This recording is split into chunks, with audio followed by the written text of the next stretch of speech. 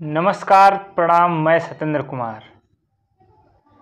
साथियों, जैसे कि आपको पहले तो मैं बधाई देना चाहता हूं, क्योंकि आप जो हैं एक कदम पार करके दूसरी कदम पे आ चुके हैं।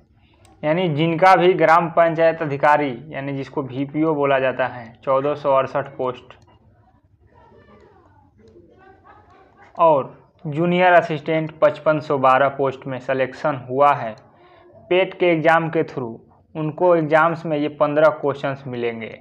यही 15 क्वेश्चंस मेरे नोट्स से मिलेंगे और ये नोट्स सारा जो है ना थ्योरेटिकल है और इसको कराने के बाद मैं ऑब्जेक्टिव क्वेश्चन भी कराऊंगा। तो जो भी दोस्त अगर क्वालिफाई हैं वो इनको जो है अगर व्हाट्सएप ग्रुप में मेरे जुड़ना चाहते हैं तो मैं उसका लिंक डिस्क्रिप्शन में दे दूंगा।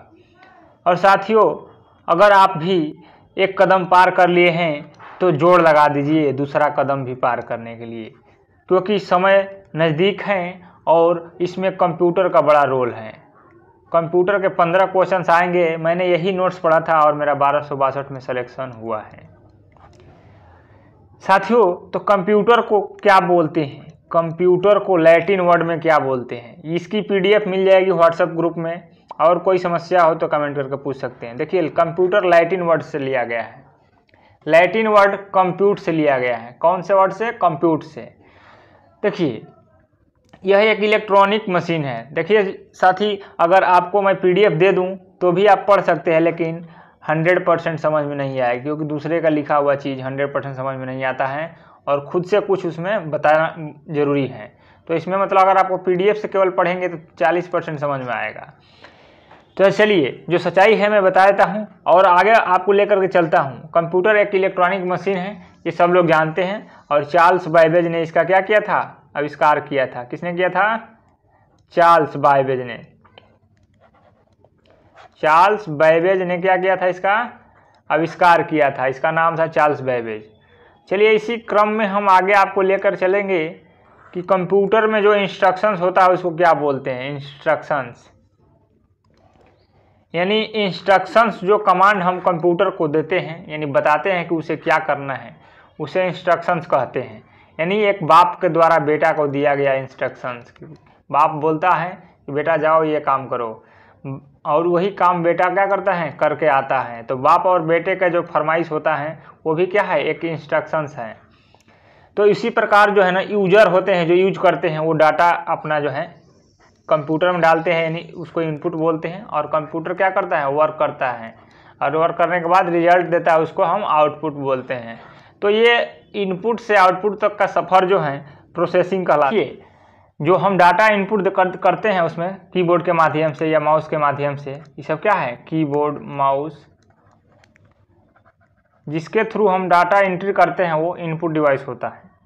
और इसमें आपको आगे लेकर के चलते हैं स्ट्रक्चर ऑफ कंप्यूटर। कंप्यूटर का स्ट्रक्चर किस किस चीज़ से मिलके बना है, यानी जो उसकी बनावट है, मेन रूप से जो वर्किंग वाली बनावट, वो किस किस से रूप से बनी है। तो उसमें बेसिक यूनिट होते हैं 3। कौन कौन? एक होता है CPU, जिसको बोलते हैं सेंट्रल प्रोसेसिंग यूनिट। एक होता है इनपुट और एक होता है आउटपुट। यानी जो CPU होता है उसमें प्रोसेसिंग का काम होता है, और इनपुट जो होता है हम देते हैं इंस्ट्रक्शन, और जो आउटपुट हमको रिजल्ट दिखता है स्क्रीन पे। तो ये होता है स्ट्रक्चर ऑफ कंप्यूटर्स। अब इसमें CPU के बारे में बात करेंगे तो CPU का फुल फॉर्म होता है central processing unit. Central processing unit जो होती है CPU की फुल फॉर्म होती है। और CPU के जो है ना 3 पार्ट्स मेन रूप से माने जाते हैं। यानी ALU, यानी जिसको अरिथमेटिक लॉजिक यूनिट बोलते हैं, जिसमें प्लस माइनस गुणा भाग यानी जो गणितीय संक्रियाएं की जाती हैं, वो क्या होता है? ALU होता है। और कंट्रोल यूनिट में जो है कंट्रोल का कार्य किया जाता है या प्रोसेसिंग का कार्य किया जाता है। अगला है मेमोरी यूनिट। इसमें जो है ना डाटा को स्टोर किया जाता है। क्या किया जाता है? डाटा को स्टोर किया जाता है। तो ये मेनली 3 रूप से 3 जो है ना CPU के पार्ट्स हैं, ALU, कंट्रोल यूनिट और मेमोरी यूनिट्स। इसी क्रम में हम आगे बढ़ते हैं तो आपको बताएंगे हम कंट्रोल यूनिट्स में क्या क्या आता है। तो कंट्रोल यूनिट्स में आपको ये भी मिलता है, कंट्रोल किया जाता है, मैनेज किया जाता है और ऑपरेशंस किए जाते हैं। और मेमोरी यूनिट में क्या कहता है, डाटा को कलेक्ट किया जाता है। तो दोस्तों अगर आप भी तैयारी में हैं तो इसको ध्यान से नोट कीजिएगा। इसमें ज़रा ध्यान से देने वाली जो शब्द हैं इस पे ध्यान दीजिएगा, ज़रा ध्यान से, यानी इस पे जो है ना पे अटेंशन करना है। रॉ फैक्ट का दूसरा नाम डाटा होता है, यानी जो हम रॉ मटेरियल उसमें इनपुट देते हैं उसको डाटा बोलते हैं। यानी बोलते हैं ना डाटा इनपुट करेंगे, यानी डाटा एंट्री का जॉब है। तो ये सब क्या है, रॉ फैक्ट है। रॉ काम हम करेंगे तो कंप्यूटर में प्रोसेसिंग के बाद हमको रिजल्ट मिलेगा। देखिए स्पेशल प्रोग्राम ग्रुप क्या होता है, ये स्पेशल प्रोग्राम ग्रुप सॉफ्टवेयर होता है। स्पेशल प्रोग्राम ग्रुप सॉफ्टवेयर होता है जिसको हम टच नहीं कर सकते, जिसको टच नहीं कर सकते उसको सॉफ्टवेयर बोलते हैं, और जिसको टच कर सकते हैं उसको हार्डवेयर बोलते हैं। जैसे कीबोर्ड, माउस, ये सब क्या है, हार्डवेयर। माउस, कीबोर्ड, मॉनिटर, ये सब क्या है, सब आगे बताएंगे। ये सब क्या है, हार्डवेयर हैं। और जिसको टच नहीं किया जा सकता है वो सॉफ्टवेयर, यानी फेसबुक का ऐप हुआ, कोई भी एप्लीकेशन मोबाइल में चलता हो या उसमें कंप्यूटर में चलता हो उसे हम सॉफ्टवेयर बोलते हैं। जैसे कि आपको WhatsApp, Facebook, Microsoft Word, MS Word, MS Excel, ये सब क्या है, ये सब सॉफ्टवेयर हैं। चलिए आगे बढ़ते हैं। आगे हम बताएंगे वीडियो क्या होती है, इसकी फुल फॉर्म क्या है। देखिए एक फुल फॉर्म की वीडियो अलग से आएगी जिसमें आपके सारे 50 लगभग महत्वपूर्ण फुल फॉर्म कराए जाएंगे, क्योंकि एक या दो क्वेश्चन कभी कभी फुल फॉर्म से ही बन जाते हैं, तो एक क्वेश्चन बनेगा ही बनेगा। इसका फुल नेम होता है विजुअल डिस्प्ले यूनिट, जिसको मॉनिटर बोला जाता है। ये क्या है, मॉनिटर हार्डवेयर है। जिसको हम टच कर सकते हैं वो हार्डवेयर होता है। चलिए इसी क्रम में हम अब बात करेंगे टाइप्स ऑफ कंप्यूटर। कंप्यूटर कितने टाइप्स के होते हैं। दोस्त अगर आप कंप्यूटर पढ़ रहे हैं, कंप्यूटर के एग्ज़ाम देने वाले हैं, तो टाइप्स ऑफ कंप्यूटर जानना ज़रूरी है। देखिए ये बनावट के आधार पे जो है ना 3 टाइप्स के होते हैं। एक एनालॉजी कंप्यूटर्स, जिसमें हम क्या करते हैं कि जो 7 भौतिक राशियाँ होती है उसको मापने, दाब ताप मापन जो होती है ना, उसका हम नॉलेज इससे पता करते हैं। तो ये होती हैं एनालॉजी कंप्यूटर्स।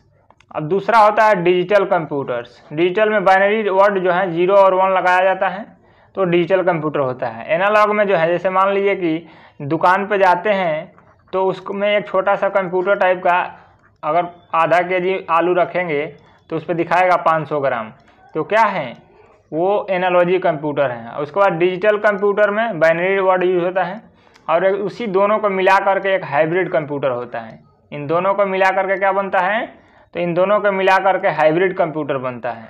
हाइब्रिड कंप्यूटर जो होता है ना, एनालॉजी और डिजिटल दोनों का सम्मिश्रण होता है। हाइब्रिड कंप्यूटर्स का यूज बहुत रिसर्च वाली जगहों पर किया जाता है, सुपर कंप्यूटर, हाइब्रिड कंप्यूटर। अब चलते हैं हम basics of size and shape. जो बेसिक शेप एंड साइज होती है कंप्यूटर के, उसके हिसाब से कंप्यूटर के बारे में हम जानते हैं। तो देखो सबसे छोटा कंप्यूटर होता है माइक्रो कंप्यूटर, उसके बाद आता है मिनी कंप्यूटर, उसके बाद मेन फ्रेम, उसके बाद सुपर कंप्यूटर। अब सबसे कम स्पीड भी माइक्रो का ही होता है, उसके बाद स्पीड होता है मिनी का, उसके बाद मेन फ्रेम का, उसके बाद सुपर कंप्यूटर का। तो स्पीड जो है ना इधर से इधर की तरफ बढ़ेगा, यानी मिनी से माइक्रो से शुरू करके सुपर तक जाएंगे तो इसकी स्पीड बढ़ेगा। अब देखिए माइक्रो कंप्यूटर वो होता है जो पर्सनल कंप्यूटर होता है। कंप्यूटर जैसे notebook, palm top, tablet, laptop, ये सब क्या है, पर्सनल कंप्यूटर है। इसका आकार छोटा होता है इसीलिए उसका नाम माइक्रो दिया गया है। आगे हम इसी क्रम में आपको बताएंगे मिनी कंप्यूटर के बारे में। तो मिनी कंप्यूटर का डेवलपमेंट कब हुआ, तो मिनी कंप्यूटर का डेवलपमेंट होता है 1965 में। इससे डिजिटल इक्विपमेंट बनते हैं। क्या बनते हैं, डिजिटल इक्विपमेंट बनते हैं। अब अगला बात है मेन फ्रेम कंप्यूटर। जो मेन फ्रेम कंप्यूटर हैं, micro, mini, main frame. Main frame तीसरे नंबर का कंप्यूटर है जो बिग आयरन से बने होते हैं। इसको सर्वर के रूप में यूज होता है। क्या होता है, सर्वर के रूप में। जैसे आप लोग ऑनलाइन एग्जाम देने जाते हैं तो वहाँ पे सर्वर चलाया जाता है, तो कैसे चलता है, तो वो मेन फ्रेम कंप्यूटर से चलते हैं। अब हम बात करेंगे सुपर कंप्यूटर, जो 4 नंबर का कंप्यूटर है, जो सबसे स्पीड चलता है। और भारत का पहला सुपर कंप्यूटर परम 8000 है, जो इंडिया ने बनाया था। इंडिया में कहाँ बना था, तो CDAC पुणे में बना था। ये परम कंप्यूटर 8000 है। सबसे तेज न्यूक्लियर टेक्नोलॉजी में यूज होता है। ये सबसे तेज काम करता है सुपर कंप्यूटर। स्पेस रिसर्च में यूज होता है। लार्ज रिसर्च सेंटर में होते हैं, जैसे बड़े बड़े रिसर्च होते हैं जहाँ पे, वहाँ पे सुपर कंप्यूटर लगाए जाते हैं। चलिए, तो सीडेक के फुल फॉर्म क्या होता है? अभी बताए थे कि सीडेक पुणे ने एक सुपर कंप्यूटर बनाया परम 8000, तो उसका फुल फॉर्म क्या होगा सीडेक का? तो centre for development and advance computer. ऐसा सेंटर बनाया गया है कि एडवांस कंप्यूटर बनाए जाएंगे वहाँ पे।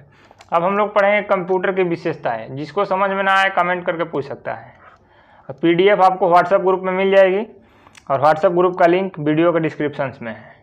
चलिए, तो कंप्यूटर की विशेषताएं क्या है कि कंप्यूटर जो है 99.99% 100 एक्यूरेसी के साथ लगभग कार्य करता है। कंसिस्टेंसी मतलब लगातार कार्य करता है, जैसे आदमी जैसे थकता नहीं है वो। फ्लेक्सिबिलिटी है, उसमें लचीलापन भी है, फ्लेक्सिबिलिटी है। स्पीड 10⁻⁹ नैनो सेकंड में काम कर लेता है। 10⁻⁹ नैनो सेकंड बहुत कम समय होता है, ये सामान्य स्पीड है। उसमें स्टोरेज करने की क्षमता भी होती है, कंप्यूटर में डाटा स्टोरेज करने की क्षमता भी होती है। जैसे आपको एक ही दिन में 50 चैप्टर पढ़ा दिया जाए तो आप स्टोर नहीं कर पाएंगे, लेकिन कंप्यूटर को पढ़ाया जाए तो स्टोर कर लेगा, यानी उसके पास क्षमता ज़्यादा है। अब हिस्ट्री ऑफ कंप्यूटर, कंप्यूटर के इतिहास के बारे में हम जानेंगे। दोस्त, फर्स्ट टोटली इलेक्ट्रॉनिक कंप्यूटर जो बना था उसका नाम था इनिएक। इनिएक कब बना था? 1946 में। पूछा गया क्वेश्चन है कि इनिएक कब बना? 1946 में। किसने बनाया? जेपी एंड मोसले ने बनाया था। जेपी एंड मोसले 2 साइंटिस्ट मिलकर के बनाए थे। ठीक, इसका फुल फॉर्म होता है electronic numerical integral and calculator.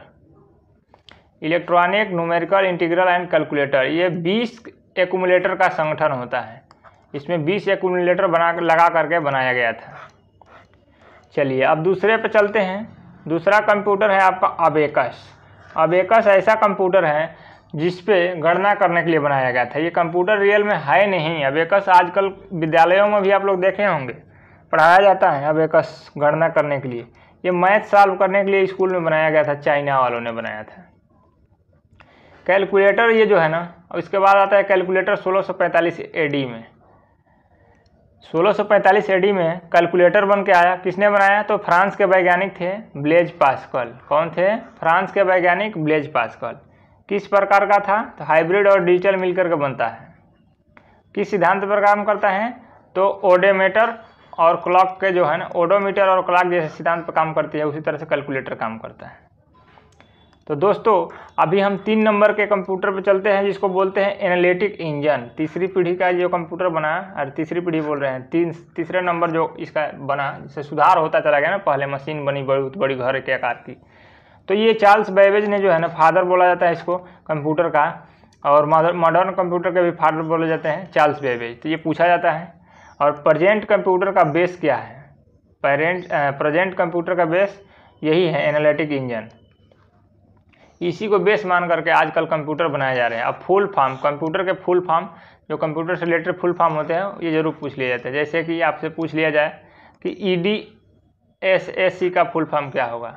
तो electronic discrete stored program concept.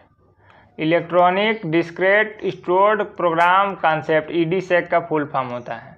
ये इन्वेंशन का हुआ 1949 में इन्वेंशन होता है, और मैरिस विल्सन के द्वारा इन्वेंशन किया जाता है। कहाँ पे? कैम्ब्रिज यूनिवर्सिटी में। ये प्रोग्राम सॉफ्टवेयर वाला होता है। ये इसमें प्रोग्राम या सॉफ्टवेयर होता है। इट्स ऑपरेटिंग सिस्टम, यह क्या है? ये फर्स्ट ऑपरेटिंग सिस्टम है। इसमें फर्स्ट कंप्यूटर है जिसमें ऑपरेटिंग सिस्टम लगा था। कौन? EDSEC। तो फर्स्ट ऑपरेटिंग सिस्टम वाला कंप्यूटर कौन है? तो EDSEC।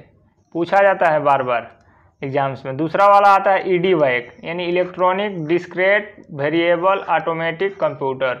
क्या नाम है इसका? Electronic discrete variable automatic computer. ये 1950 में वान यूरमन ने बनाया था। किसने बनाया था? वान यूरमन में। तो ये पूछा जाए कि EDVAC किसने बनाया था? तो वान यूरमन।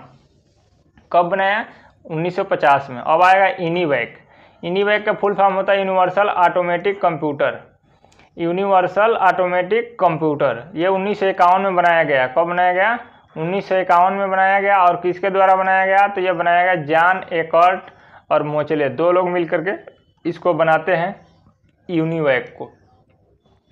ये बिजनेस करने के उद्देश्य से बनाया गया है, ट्रेड एंड कॉमर्स के लिए। इसे प्रथम पीढ़ी के कंप्यूटर के सभी गुण थे, यानी जो प्रथम पीढ़ी के कंप्यूटर हैं उसमें उसके सारे गुण इसमें यूनिवैक में हैं। तो पूछा जाता है कि प्रथम पीढ़ी के कंप्यूटर के गुण किस में पाए जाते हैं, तो यूनिवैक में। अब कंप्यूटर की पीढ़ियाँ चलती, जैसे मोबाइल की पीढ़ियाँ चल रही है ना, 2G 3G 4G 5G, उसी तरह से दोस्त कंप्यूटर की भी पीढ़ियाँ चलती हैं। यानी कंप्यूटर की प्रथम पीढ़ी कब से कब तक चली, तो 1942 से 1955 तक। कब से कब तक, 1942 से 1955 तक कंप्यूटर की प्रथम पीढ़ी चली। इसमें वैक्यूम ट्यूब यूज हुआ था। क्वेश्चन पूछता है कि प्रथम पीढ़ी कंप्यूटर में क्या यूज हुआ था, वैक्यूम ट्यूब। क्वेश्चन पूछता है कि ट्रांजिस्टर किस पीढ़ी के कंप्यूटर में यूज हुआ, तो ये बताना पड़ता है। जैसे मेमोरी, इसमें मेमोरी में पंच कार्ड और पेपर टेप था। क्या था, पंच कार्ड और पेपर टेप। चलिए, द्वितीय पीढ़ी के कंप्यूटर कब आया, तो द्वितीय पीढ़ी के कंप्यूटर में ट्रांजिस्टर लगा था और इससे पूछा जाता है बार बार। और ये 1956 से 64 तक कार्य किया। कब से कब तक, 56 से 64 तक। इसमें मैग्नेटिक टेप लगा था। क्या लगा था, मैग्नेटिक टेप। इसमें चुंबक वाले टेप में रिकॉर्ड होता था जो भी डाटा रहता था। तृतीय पीढ़ी के कंप्यूटर क्या होते हैं, तृतीय पीढ़ी के कंप्यूटर कौन कौन थे, थर्ड जनरेशन जिसको बोलते हैं। ये 1965 से 75 तक काम किए। कब से कब तक, 65 से 75, यानी 10 साल तक ये चले थे। और द्वितीय पीढ़ी के कंप्यूटर 56 से 64 तक। और प्रथम पीढ़ी के कंप्यूटर देखो, प्रथम पीढ़ी के 1942 से 55 तक, 42 से 55। दूसरे पीढ़ी के 56 से 64 और तीसरे पीढ़ी के 65 से 75 और चौथे पीढ़ी के पूछा जाएगा 75 से 89 और पांचवें पीढ़ी के 89 से अब तक। यानी ये पूछा जाता है कि मतलब कौन से कंप्यूटर कब से कब तक कार्य कर रहा है उसका। तो इसमें आईसी चिप लगा, किसमें, तृतीय पीढ़ी में। इसे इंटीग्रेटेड सर्किट बोलते हैं। आईसी चिप का खोज किसने किया, जेएस किल्वी ने किया। किसने किया, जेएस किल्वी, एक साइंटिस्ट का नाम है। स्टोरेज, मैग्नेटिक स्टोरेज कैपेसिटी होती है उसमें, मैग्नेट वाला स्टोरेज बन गया उसमें। हाई लेवल लैंग्वेज इसमें यूज होता है, किसमें, तृतीय पीढ़ी में। जैसे कोबॉल हुआ, बेसिक हुआ, पास्कल हुआ, एल्गोल हुआ, इसमें हाई लेवल लैंग्वेज यूज होगा। अब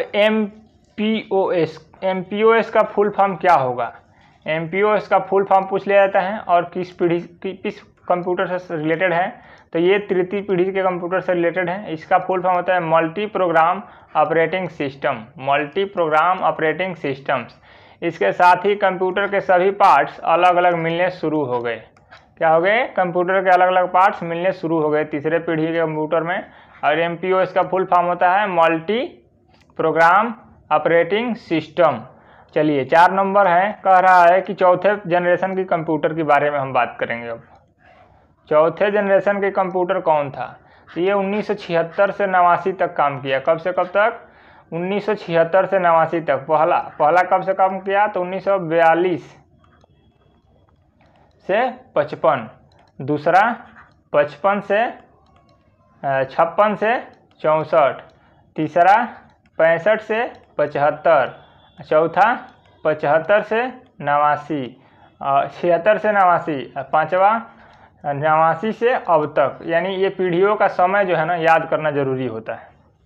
तो दोस्त इसमें VLSI यानी वेरी लार्ज स्केल पे ये काम करने लगा और ये माइक्रो प्रोसेसर लग गया। किसमें, चौथे पीढ़ी में, चौथे पर जनरेशन की जो कंप्यूटर आई उसमें माइक्रो प्रोसेसर लग गया। ये कंप्यूटर नेटवर्क भी पकड़ने लगा। तो ये सारा जो चीज़ है जैसे जैसे चेंज हो रहा है समय, वैसे वैसे कंप्यूटर की जनरेशन भी बदल रही है। जैसे 5G मोबाइल आ रही है, स्पीड ज़्यादा चल रही है, तो उसी तरह से जनरेशन भी चेंज हो रहा है। चलिए आगे बढ़ते हैं। GUI का फुल फॉर्म पूछा जाता है graphical user interface, graphical user interface. Memory क्या होती है, सेमीकंडक्टर यानी सिलिकॉन की बनी होती हैं। सिलिकॉन वैली कहाँ है, तो बेंगलुरु में। सिलिकॉन वैली कहाँ है, बेंगलुरु में। चलिए और पांचवें जनरेशन के कंप्यूटर को 5 जनरेशन बोलेंगे और ये 1989 से अब तक क्या कर रहा है, काम कर रहा है। अभी 6वें जनरेशन का भी हो सकता है बन जाए। तो ULSI इसमें लग रहा है। क्या लग रहा है, ULSI यानी ultra large scale integrator, ultra large scale integration, इसमें स्टोरेज के रूप में जो है ना ऑप्टिकल डिस्क लग रहे हैं और वर्चुअल मेमोरी लग रही है। कौन का लग रहा है? ऑप्टिकल डिस्क और वर्चुअल मेमोरी। चलिए अगला है हार्डवेयर एंड सॉफ्टवेयर।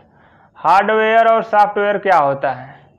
तो हार्डवेयर और सॉफ्टवेयर, जिसको हम टच कर सकते हैं उसे हार्डवेयर और जिसको नहीं टच कर सकते उसे सॉफ्टवेयर बोलते हैं।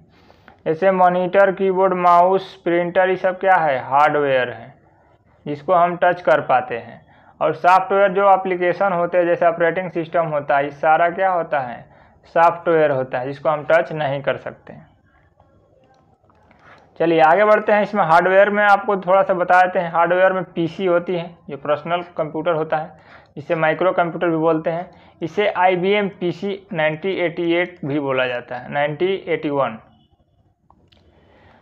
चलिए आगे बढ़ते हैं। Components of PC. पीसी में क्या क्या कंपोनेंट लगते हैं? पर्सनल कंप्यूटर जिसको बोलते हैं, उसमें क्या क्या कंपोनेंट लगते हैं? तो एक सिस्टम यूनिट होता है, एक इनपुट यूनिट होता है, एक आउटपुट होता है और एक मेमोरी यूनिट होता है। 4 यूनिट्स मिल करके पर्सनल कंप्यूटर बनता है। सिस्टम यूनिट जो सिस्टम में लगा रहेगा मिलेगा। इनपुट डिवाइस जो हम इनपुट के लिए उसमें यूज करेंगे, जैसे कीबोर्ड, माउस, ये सब क्या करेंगे? हम यूज करेंगे उसमें। फिर उसके बाद आउटपुट डिवाइस जो आउटपुट देगा हमको, मॉनिटर या प्रिंटर, ये सब क्या करेगा? आउटपुट देगा, दोनों मिलके। अब मेमोरी यूनिट जो स्टोर करेगा डाटा को, प्रोसेसिंग के बाद अपने पास स्टोर करके रखेगा। तो हार्डवेयर कनेक्टिंग पॉइंट्स कहाँ कहाँ पे लगते हैं? तो हार्डवेयर कनेक्टिंग पॉइंट्स एक सेट होता है या चेसिस होता है, एक बॉडी होती है जहाँ पे सारे उसके हार्डवेयर को कनेक्ट किया जाता है। मदरबोर्ड जिसको नाम होता है, क्या होता है?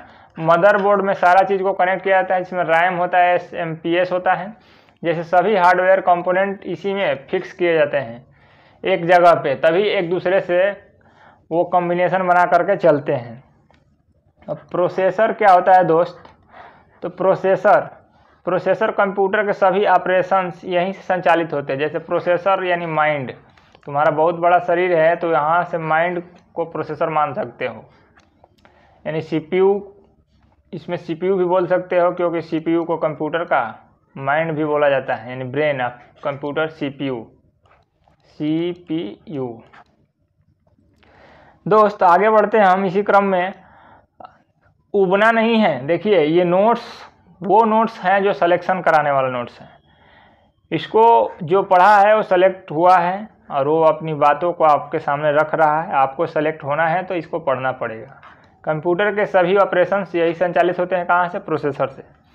सेंट्रल प्रोसेसिंग यूनिट क्या होती है? सेंट्रल प्रोसेसिंग यूनिट CPU की फुल फॉर्म होती है। तो प्रोसेसर का स्लॉट मदरबोर्ड में लगा होता है। किस में लगा होता है? मदरबोर्ड में।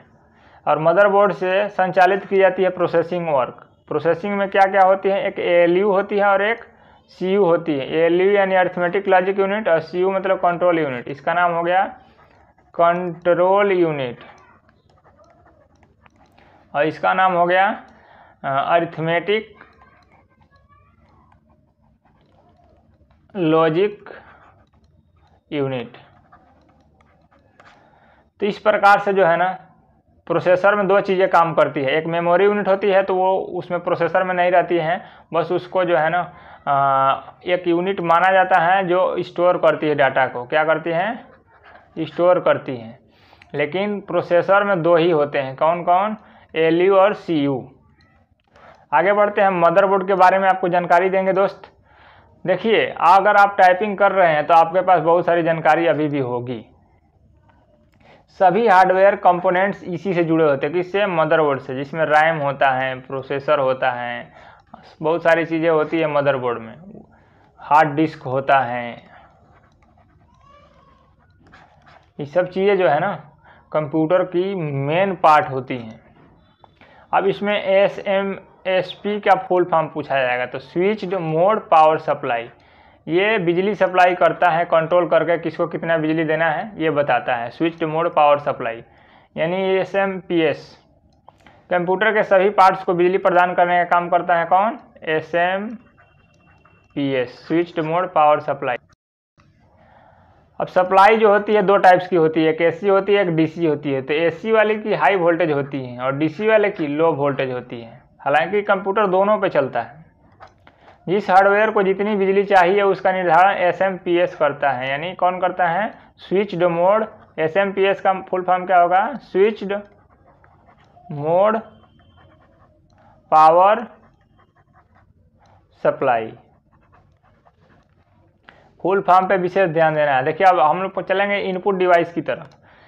ये एक ही वीडियो में जो है ना इनपुट आउटपुट और कंप्यूटर के प्रोसेसिंग और पार्ट्स परिचय सारा सब एक ही वीडियो में करेंगे। मतलब मुश्किल से 4 या 3 वीडियो में हम पूरा कंप्यूटर पढ़ा देंगे।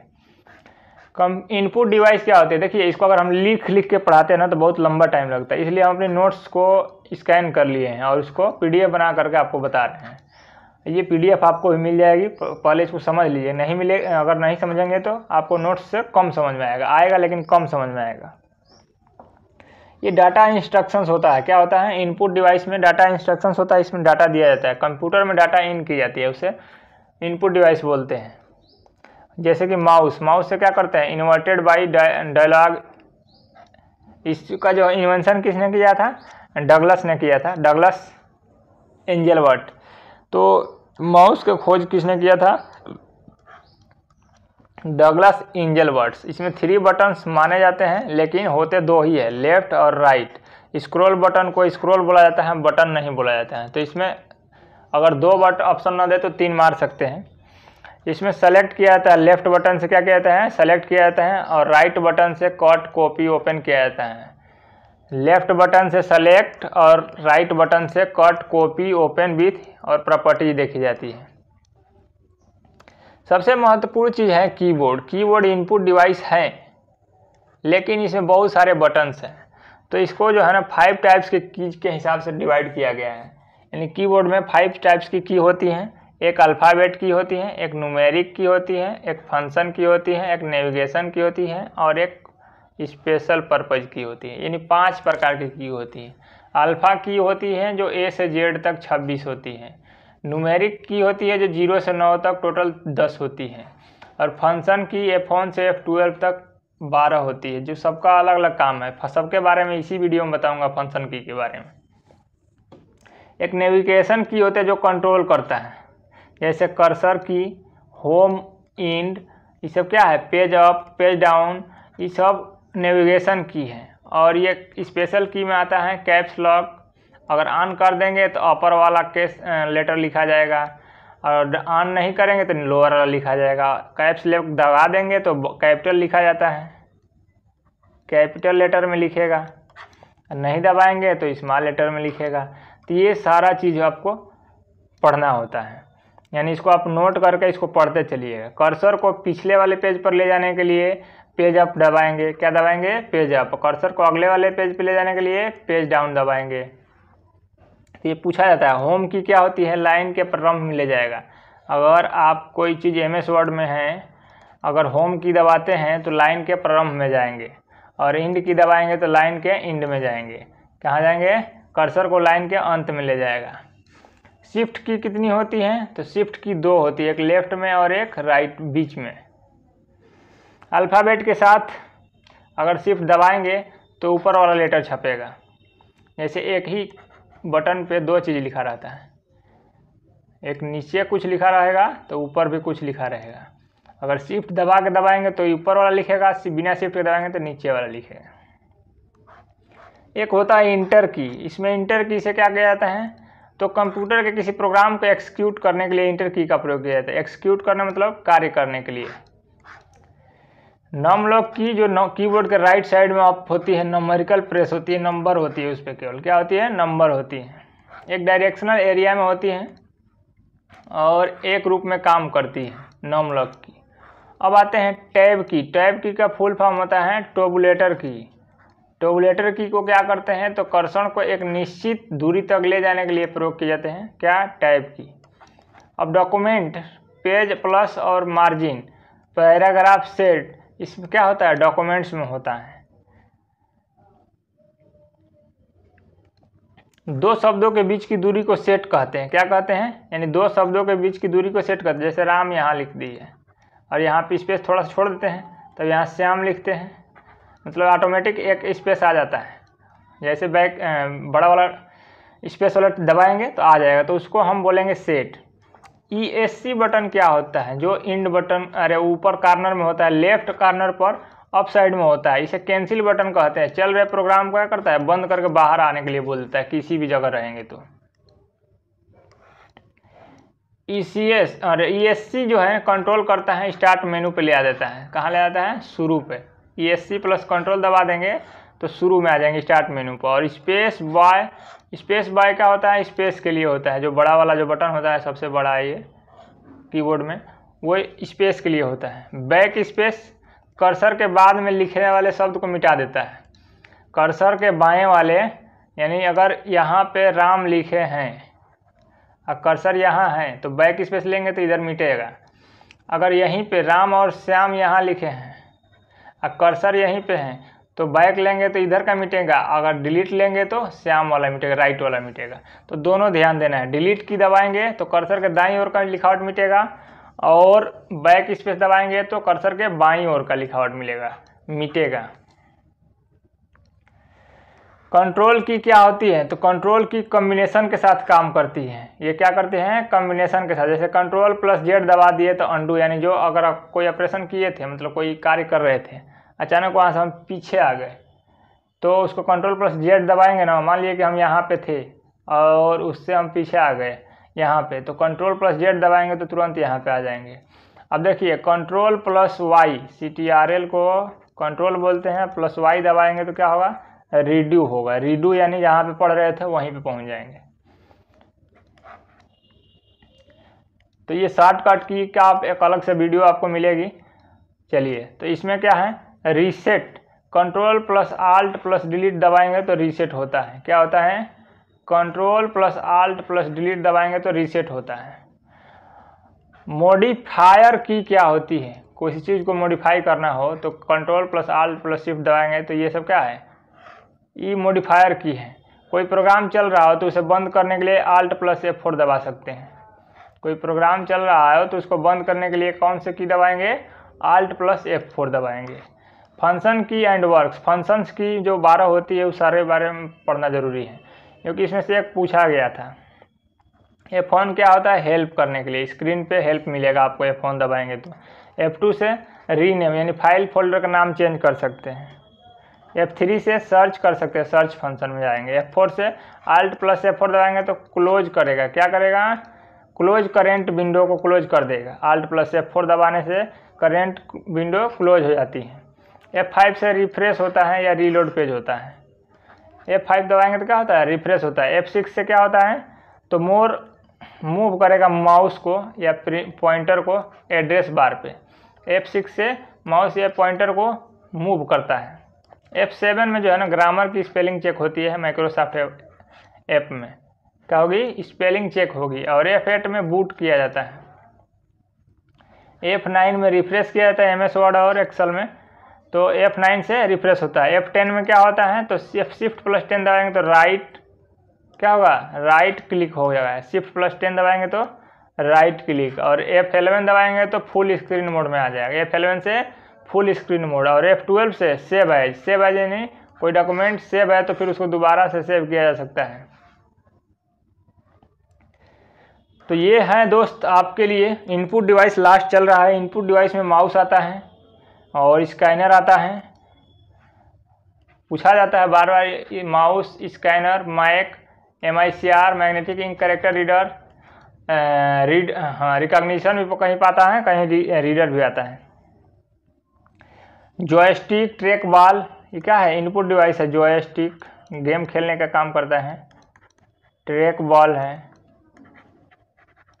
चलिए, तो आउटपुट डिवाइस क्या होती है, तो आउटपुट डिवाइस में कौन कौन सी होती है, तो TFT यानी थिन फिल्म ट्रांजिस्टर होती है, TFT। देखिए, इसमें आउटपुट में जो है ना, ये विजुअल डिवाइस की पार्ट्स बताएंगे हम अभी। विजुअल मतलब जो मॉनिटर होता है उसके पार्ट्स, मॉनिटर्स कैसे कैसे आते हैं।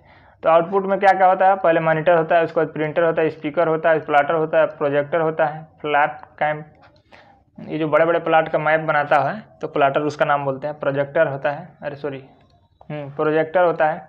और स्पीच सिंथेसिस होता है, स्पीच रिकॉग्निशन होता है, इसमें रिकॉग्निशन लिख सकते हैं। जो कुछ बोलेंगे तो उसको टेक्स्ट मैसेज में बोल देगा, जो कुछ वॉइस टेक्स्ट मैसेज को वॉइस कर देगा, आवाज़ देगा। सॉरी, टेक्स्ट मैसेज को क्या करेगा, वॉइस में दे देगा। तो ये विजुअल डिस्प्ले यूनिट क्या होती है, मॉनिटर होती है। इसकी पार्ट्स होती हैं TFT thin film transistor, CRT cathode ray tube होता है, LCD लिक्विड क्रिस्टल डिस्प्ले और LED लाइट इमिटिंग डायोड होता है। ये फुल फॉर्म सारे इंपॉर्टेंट्स है मॉनिटर के। चलिए प्लाट का मैप लेने का काम करता है। तो अब लास्ट हमारा जो वीडियो है ये प्रिंटर का है। प्रिंटर्स के बारे में पढ़ेंगे और प्रिंटर्स के टाइप्स पढ़ेंगे। और प्रिंटर क्या करने का काम होता है, तो कागज़ पर छापने के लिए जो मॉनिटर में चीज़ें होती है हमारी कंप्यूटर में, उसको कागज़ पर छापने का काम करता है। प्रिंटर को आउटपुट डिवाइस के रूप में हम पढ़ते हैं।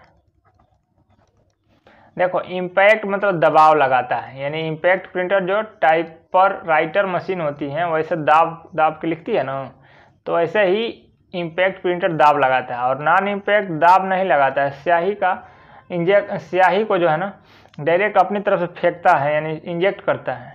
इसमें नो प्रेशर, इसमें प्रेशर नहीं होता। जैसे लाइन प्रिंटर, इसमें 300 से 500 लाइन लिखा जा सकता है। इसकी स्पीड ठीक ठाक होती है, एक लाइन। और इसमें जो है ड्रम प्रिंटर होता है। क्या होता है, ड्रम प्रिंटर। नॉन इम्पैक्ट में ड्रम प्रिंटर होता है, चैन प्रिंटर होता है, एक बार में एक लाइन ही प्रिंट करेगा। और डेजी व्हील प्रिंटर जैसे पत्र लिखने में काम होता है। और उसी में डॉट मैट्रिक्स प्रिंटर आएगा। प्रिंटर्स के टाइप्स है, तीसरा नंबर डॉट मैट्रिक्स प्रिंटर जो रोलर होता है।